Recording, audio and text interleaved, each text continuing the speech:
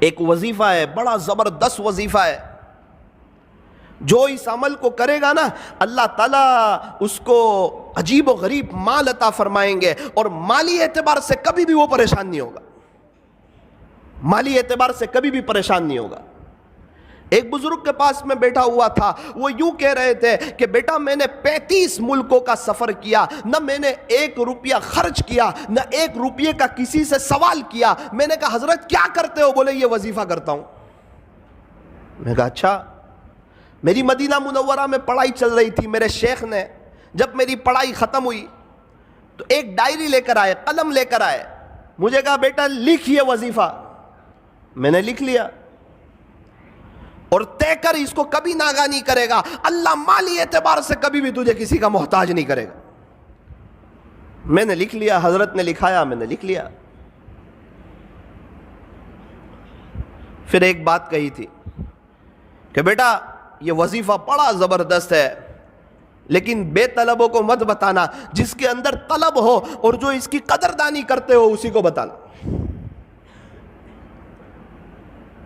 پھر میں جب ہمارے یہاں آیا، کچھ لوگ میرے پاس آتے، مولانا ہم بڑے پریشان ہیں مالی اعتبار سے، حالات میں کوئی وظیفہ، تو الحمدللہ میں یہ وظیفہ بتا دیتا، اللہ تعالیٰ ان کو بہت نواز دیتے، عجیب و غریب نواز دیتے، اور عجیب و غریب اس پر تجربہ ہے۔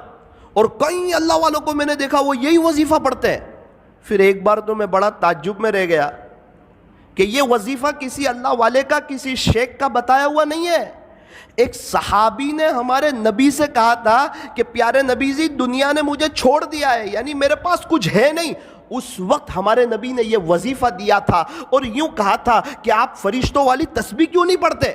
اور یہ بتایا تھا تسبیح سبحان اللہ و بحمدہ، سبحان اللہ العظیم و بحمدہ استغفر اللہ، اللہ اکبر کبیرہ، سبحان اللہ و بحمدہ، سبحان اللہ العظیم و بحمدہ استغفر اللہ۔ پیارے نبی سے وظیفہ سنا، راوی فرماتے ہیں کہ پھر ایک مدت تک وہ نظر نہ آئے، جب دوبارہ نظر آئے تو انہوں نے بتایا جس کا خلاصہ یہ ہے اللہ نے مجھے اتنا نواز دیا ہے کہ میں بتا نہیں سکتا۔ یہ عجیب و غریب وظیفہ ہے۔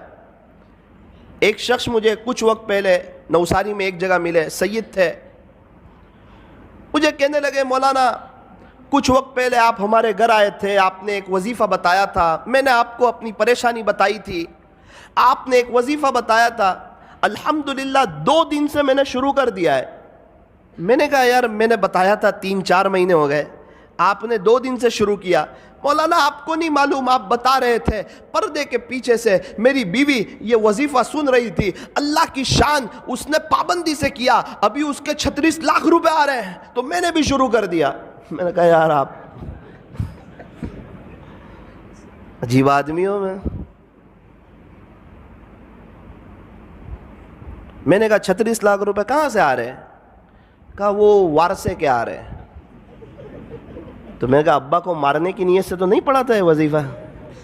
بولے نہیں، ان کے ابو کا تو بہت پہلے یہ انتقال ہو گیا تھا، لیکن مولانا زمین کا اتنا خطرناک مسئلہ تھا کہ یہ کبھی بھی حل ہونے کا نام لیتا نہیں تھا، اور ہم لوگ بھی نا امید ہو چکے تھے کہ اب یہ مسئلہ جو ہے یہ کبھی بھی حل ہو سکتا نہیں ہے، لیکن میری بیوی نے یقین سے پڑھنا شروع کیا، اللہ کی شان مسئلہ حل ہوا، اس کے 36 لاکھ روپے آ رہے، اور اللہ کا شکر ہے 2 دن سے میں نے بھی شروع کر دیا ہے۔ ہمارے نوساری میں ایک بڑے مالدار شخص، ان کے پاس میں بیٹھا ہوا تھا، تو شیخ سے وہ بھی محبت کرتے تھے، مدینہ منورہ کے شیخ سے، تو میں نے ان کو یہ وظیفہ بتا دیا۔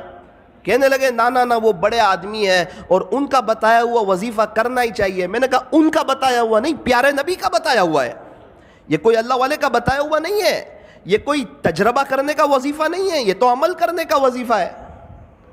اچھا کیا بتایا؟ تو میں نے ان کو بتا دیا۔ 2 دن کے بعد مجھے ملے، کہا بیٹا یہ وظیفہ کبھی چھوڑنے جیسا نہیں ہے۔ میں نے کہا کیوں؟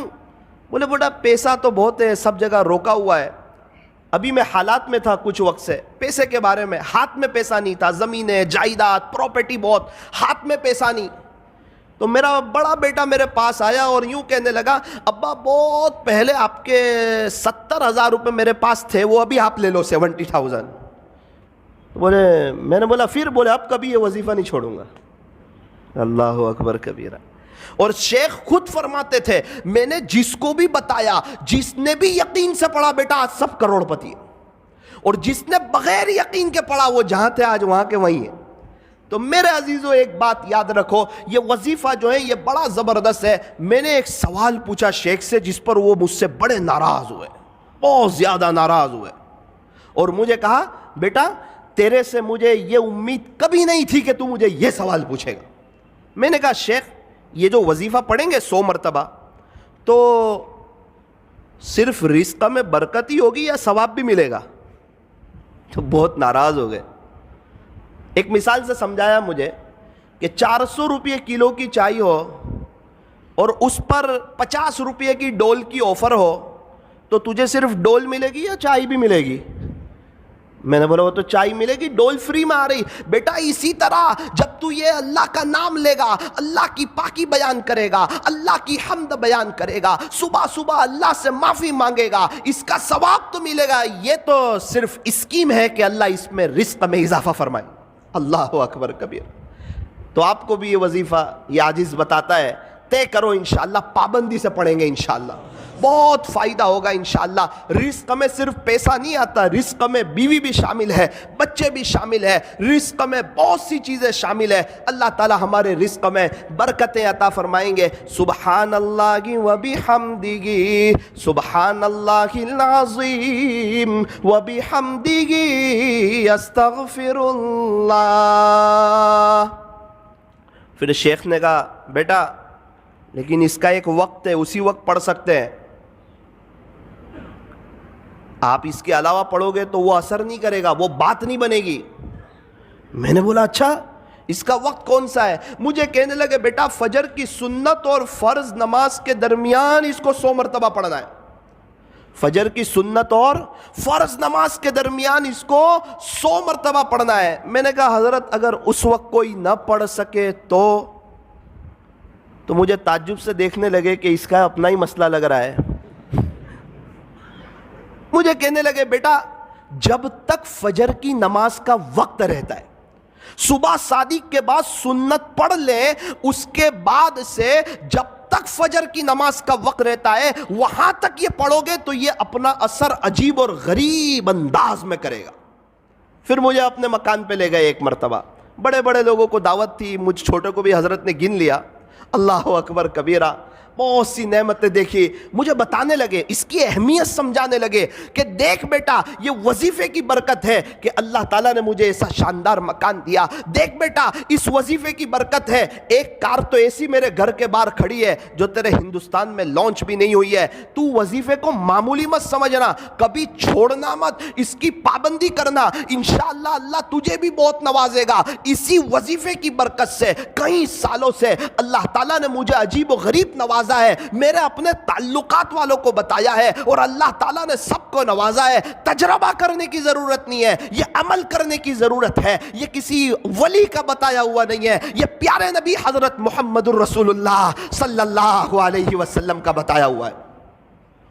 میں نے حضرت کے ساتھ دبئی کا سفر کیا، حضرت تو 5 اسٹار ہوٹل میں ان کے ساتھ ٹھہرنا ہوا، کیا شکریہ ادا کر رہے ہیں، الحمدللہ الحمدللہ الحمدللہ، کھانا کھا رہے ہیں شکریہ ادا کر رہے ہیں، شیپ میں بیٹھے ہوئے شکریہ ادا کر رہے ہیں، اللہ کی نعمتوں پر شکر شکر شکر۔ میں نے حضرت کے گھر دیکھا، الحمدللہ الحمدللہ، کھجورے کھا رہے ہیں الحمدللہ، قہوہ پی رہے ہیں الحمدللہ، اور ان کو چکن وغیرہ تو جلدی سمجھ نہیں آتی، ان کو تو مٹن وغیرہ چاہیے۔ تو خلاصہ یہ ہے جو بھی کھا رہے ہیں اس پر اللہ کا شکریہ ادا کر رہے ہیں۔ مجھے وہ بزرگ والی بات یاد آئی کہ واقعتاً اللہ نے ان کو نوازا ہے اور یہ شکر کر کے اللہ تک پہنچ رہے ہیں۔